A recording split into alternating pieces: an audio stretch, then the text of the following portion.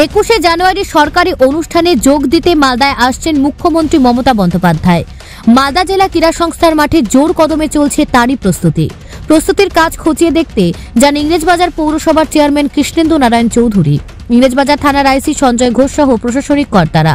প্রশাসন সূত্রে জানা যায় 20 জানুয়ারি অর্থাৎ সোমবার মুর্শিদাবাদের কর্মসূচি শেষে বিকেলে মালদায় পৌঁছবেন মুখ্যমন্ত্রী মমতা বন্দ্যোপাধ্যায়।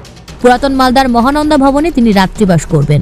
তারপর 21শে জানুয়ারি অর্থাৎ মঙ্গলবার ইংরেজবাজারে মালদা জেলা ক্রীড়া সংস্থার মাঠে সরকারি অনুষ্ঠানে যোগদান করবেন। সেখানে অনুষ্ঠান মঞ্চ থেকে বেশ কিছু প্রকল্পের শিলান্যাস এবং উদ্বোধন করবেন। এছাড়া বেশ কিছু উপভোক্তাদের হাতে সরকারি সুবিধা তুলে দেবেন। এ বিষয়ে কৃষ্ণেন্দু নারায়ণ চৌধুরী জানান, দেখুন, মাননীয় মুখ্যমন্ত্রী আসছেন 20 তারিখ বিকালের দিকে আসবেন।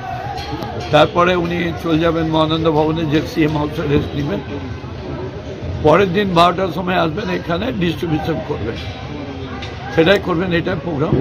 এবং ওর নিরাপত্তার জন্য সিএম সিকিউরিটি আছে, তারা দেখছেন, আমাদের রাজ্য পুলিশ দেখছেন, সব দেখছেন এরা। আর বাকি পিডব্লিউডি অন্যান্য ডিপার্টমেন্ট সব নেমে গেছে, যেগুলো কাজগুলো কীভাবে করে। হ্যাঁ, সরকারি প্রকল্প ডিস্ট্রিবিউশন হবে। মালদা থেকে পরিতোষ সরকারের প্রতিবেদন, নিউজ টুডে।